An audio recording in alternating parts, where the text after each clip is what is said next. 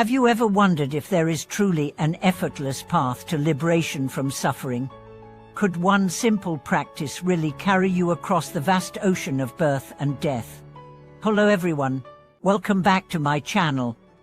I'm so grateful to have this opportunity to dive deeper into the timeless teachings that guide us toward the ultimate peace and liberation. Today's exploration takes us to the very heart of the Buddha's vow, the infinite vow of Amitābha Buddha.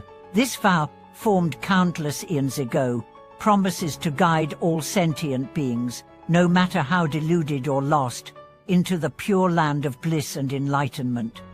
For now, I know some of you might be wondering, why does Amitābha infinite vow matter? What significance does it hold for us in our modern, often chaotic world? Can simply reciting the Buddha's name really lead us to a state of peace and ultimate liberation? Today, we are going to explore these questions in depth, and I will take you on a journey through the Buddhist teachings surrounding Amitābha Buddha, the Pure Land, and the transformative power of the practice of reciting the Buddha's name, also known as Eni and Fo. Together, we'll examine the core of the Buddhist promise, the historical context of this vow, its spiritual significance, and the way we can apply it to our daily lives. But first, let me break down two main points for you that we'll focus on in this video. First, why did the Buddha make such a profound vow to ensure that even beings with little merit or wisdom could attain enlightenment simply by trusting in his name and aspiring to be reborn in his pure land? What does this vow truly mean for us, and how can we cultivate a deep sense of faith and trust in this practice? And second, how can we, as modern-day practitioners, incorporate the teachings of Amitābha infinite vow into our everyday lives? Is it really as simple as reciting his name? Or is there more to it than meets the eye? In this section, I will guide you through a step-by-step approach to integrating this practice into your life so that you too can embark on the journey to the Pure Land. For now, let's begin by diving into the history and the context of Amitābha Buddha's infinite vow. Amitābha Buddha, or the Buddha of infinite light, made a profound vow many eons ago. It is said that he was originally a king named Dharmakara, who, after hearing the teachings of countless Buddhas, made a series of vows with a deep wish to benefit all sentient beings. His most famous vow, the infinite vow, is one that guarantees that anyone who sincerely calls upon his name, whether with faith, aspiration, or trust, will be reborn in his pure land, a realm free from suffering, and ultimately attain enlightenment.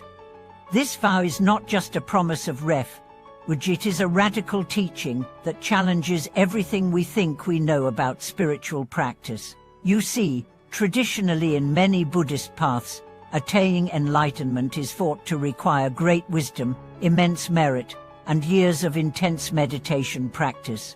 But Amitābha vow is a bold declaration that even those of us with little wisdom, even those of us caught in the midst of the world's chaos, can attain liberation. How is this possible, you might ask? It is because the Pure Land, the realm of Amitābha Buddha, is a place where the conditions for enlightenment are perfect. It's a place where beings are free from the distractions of the mundane world, and they can focus solely on the path to Buddhahood. When we recite Amitābha name, we connect with that realm of purity and peace. It's as if we are calling out for help, and the Buddha responds, drawing us closer to that safe haven where we can practice and ultimately awaken to our true nature. But why does the Buddha's vow matter to us, here and now? Why is this such a relevant practice in today's world? In our fast-paced, often turbulent world, many of us are burdened by stress, anxiety, and a deep sense of disconnection. We often feel that the path to spiritual liberation is too distant, too difficult, or simply beyond our reach. We might be overwhelmed by the complexity of meditation practices or the demands of our everyday lives, leaving us to wonder if true peace and awakening are possible. But Amitābha infinite vow speaks directly to this very condition. The Buddha's vow offers us a way forward, a way to tap into a practice that is simple, accessible, and deeply transformative. All it takes is to trust in the Buddha's name, to call upon it with sincerity, and to have faith that through this practice we can attain liberation. This is an act of complete surrender, where we put aside our doubts, our limitations, and our fears, and simply open our hearts to the Buddha's boundless compassion. This is why Amitābha Infinite Vow is so powerful. It provides an accessible path for all beings, regardless of their background, spiritual practice, or mental state. It is a path that leads not through intellectual understanding or complex rituals, but through a deep trust in the power of the Buddha's vow to carry us through the cycles of birth, death, and rebirth. Now that we've explored the history and significance of Amitābha Infinite Vow, let's turn our attention to how we can incorporate this practice into our lives today. Is it really as simple as reciting his name? And if so, how can we do this with sincerity and mindfulness? The first thing to understand is that reciting Amitābha name is not just about repeating words, it is about developing a deep connection to the Buddha's compassion and wisdom. The practice of reciting the Buddha's name is an act of mindfulness. It is a way of bringing our scattered minds into a state of focus and peace. When we recite the Buddha's name, we are reminded of the Buddha's vows, his boundless love, and the ultimate goal of enlightenment. It is a practice that, over time, can help us cultivate a deep sense of inner peace, wisdom, and compassion. But how can we make this practice meaningful in our daily lives? Here are a few simple steps you can take to incorporate recitation into your route. Set aside time each day to recite Amitābha name. This could be in the morning, before bed, or any time that feels right for you. The key is consistency. The more you recite, the more you align your mind with the Buddha's vows. Be mindful and present during your recitation, and don't just rush through the words. Take a deep breath before you start, and as you recite, focus on the sound of the words and the intention behind them. Allow the vibration of the Buddha's name to resonate within your heart and mind. Connect with the Buddha's qualities. As you recite, think about the qualities of Amitābha, his infinite light, his compassion, and his wisdom. Visualize yourself surrounded by his light, entering into his pure land, and being embraced by his love. Let this visualization deepen your faith in the practice. Have faith and trust in the vow. Even if you don't fully understand the teachings or feel that you are not qualified, trust in the Buddha's vow.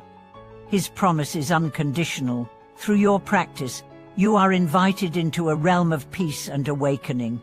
By following these steps, you can transform your recitation into a powerful and meaningful practice, one that brings you closer to the Pure Land and to the realization of your own Buddha nature. In conclusion, Amitābha Infinite Vow is not just a relic of ancient teachings, it is a living practice that holds the potential to transform our lives today. It is a vow of boundless compassion, offering all beings, regardless of their past actions, their wisdom, or their spiritual capacity, a direct path to liberation. By reciting the Buddha's name with sincerity, trust, and mindfulness, we align ourselves with that vow and open the door to the Pure Land, a place where suffering no longer has power over us and where enlightenment is within our reach. Thank you so much for watching this video. I hope this teaching has inspired you to take the first step toward incorporating the practice of Amitābha name into your life. If you found this video helpful, please remember to subscribe, like, and share your thoughts or personal experiences in the comments below. I'd love to hear how this practice has impacted your life, and I'm always here to support you on your spiritual journey. Make Amitābha Buddha's light shine upon you, guiding you towards peace, wisdom, and ultimate liberation. Thank you again for being part of this community, and I look forward to our next discussion. May all beings be free from suffering, and may we all reach the Pure Land together.